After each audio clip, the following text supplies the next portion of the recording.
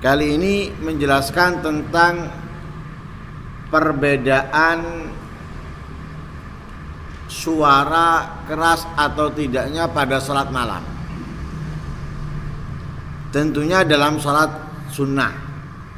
Adapun salat wajib seperti maghrib, isya dan subuh sudah menjadi pembahasan kita di pertemuan sebelumnya.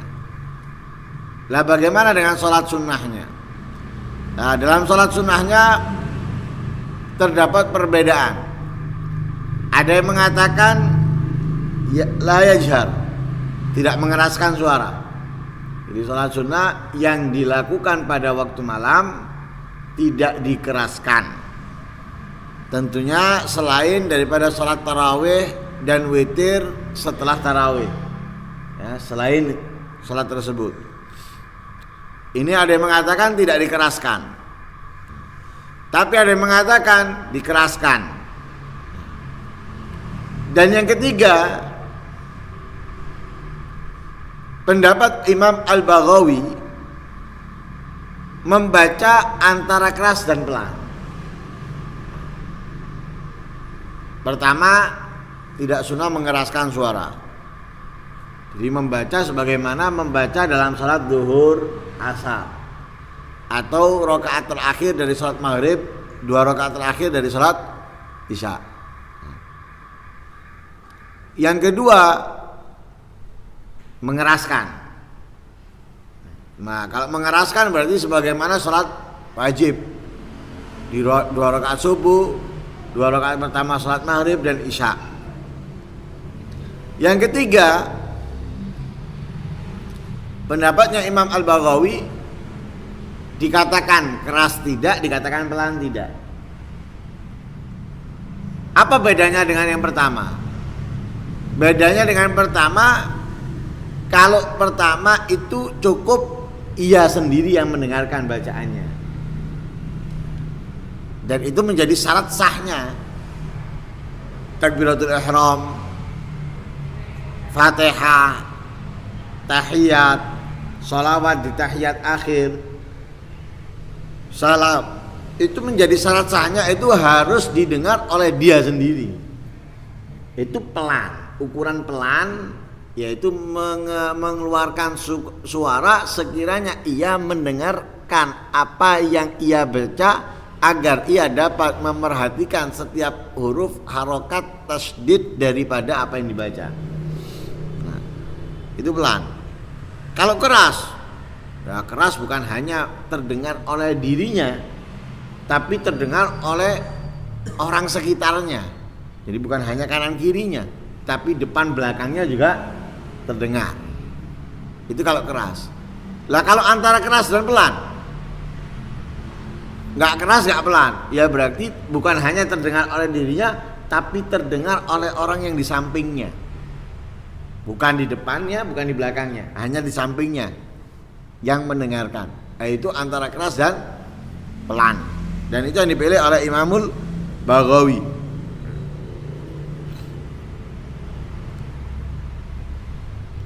Dan itu yang diiktimadi oleh Imam An-Nawawi. Ya, yang diiktimadi oleh Imam An-Nawawi at-tawassut bainal jahr wal israr. Jadi tidak keras, tidak pelan. Cukup ia dan orang yang ada di kanan kirinya yang mendengarkan. Sebagaimana dikatakan oleh Imam Nawawi di dalam fatwanya. Wa amma qira'atut tahajjud fal afdalu fiha at-tawassutu bainal jahri wal israr wa hadza huwal ashah. Adapun bacaan salat tahajud, maka afdalnya di dalamnya itu at-tawassut, standar, tengah-tengah, antara al-jahr keras wal israr dan pelan. Wa hadza huwal ashah, dan ini pendapat yang al-ashah. Nah, sudah kita ketahui 3 berarti kan, ada yang boleh, ada yang mensunahkan keras, ada yang tidak mensunahkan keras, ada yang mensunahkan antara keras dan pelan. Lah sekarang kalau kita meninggalkan sholat, wajib misalnya, atau sunnah. Lah sholat itu kan ada yang kita lakukan di waktu pagi, ada yang kita lakukan di waktu malam. Di mana pada umumnya sholat yang kita lakukan pada waktu pagi itu pelan suaranya, yang kita lakukan di waktu malam itu keras suaranya, kan seperti itu. Ya? Lah kalau kita tinggalkan misalnya sholat yang di waktu malam seperti maghrib dan isya, sholat maghrib dan isya. Nah, sholat maghrib dan isya itu disunahkan kita mengeraskan suara di 2 rakaat pertamanya. Kita tinggalkan entah itu ketiduran ya, atau semisalnya, baik itu dengan uzur meninggalkannya ataupun tanpa uzur.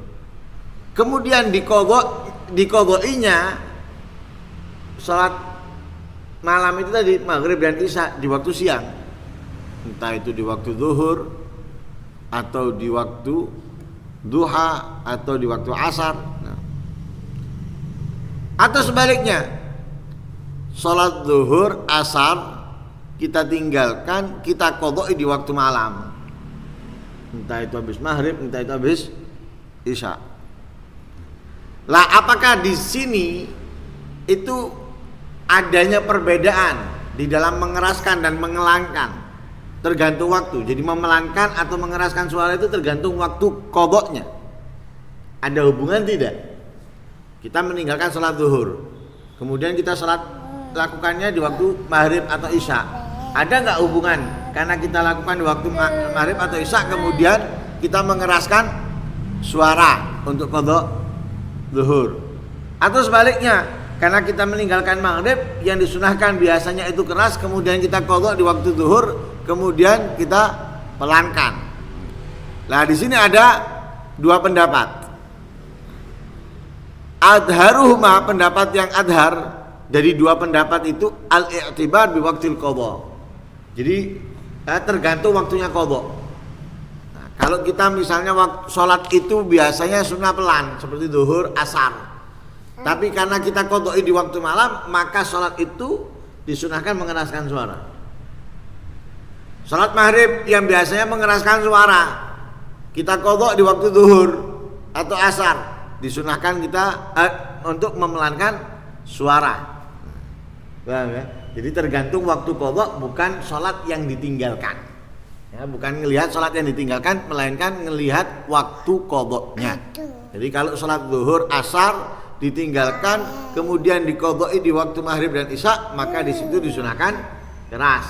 Kalau kita meninggalkan sholat maghrib dan isya, kemudian kita qadha di waktu zuhur dan asar, maka disunahkan memelankan suara. Itu pendapat. Tapi ada pendapat enggak tetap. Tetap kalau itu sholat sunnah, sholat suaranya pelan ya pelan, sholat suaranya keras ya keras. Bukan tergantung waktunya qadha, tidak tergantung waktunya qadha. Lah kemudian ada masalah. Sholat zuhur yang suaranya pelan dikeraskan. Sholat maghrib yang suaranya keras dipelankan. Jadi yang semestinya dikeraskan pelan, yang semestinya pelan dikeraskan. Boleh. Kita sholat zuhur membaca Bismillahirrahmanirrahim, Alhamdulillahirabbil alamin, Arrahmanirrahim, boleh. Sampai surat-suratnya keras tidak masalah. Enggak mempengaruhi sholatnya. Oh sholatnya batal, enggak. Sholatnya tetap sah, boleh, tapi makruh. Apakah perlu sujud sahwi? Enggak perlu sujud sahwi. Karena itu bukan termasuk salah satu sebab yang dikarenakannya disunahkan sujud sahwi. Maghrib semestinya keras, dia baca betul. Bismillahirrahmanirrahim. Alhamdulillahirrahmanirrahim. Misalnya, boleh, tapi makruh.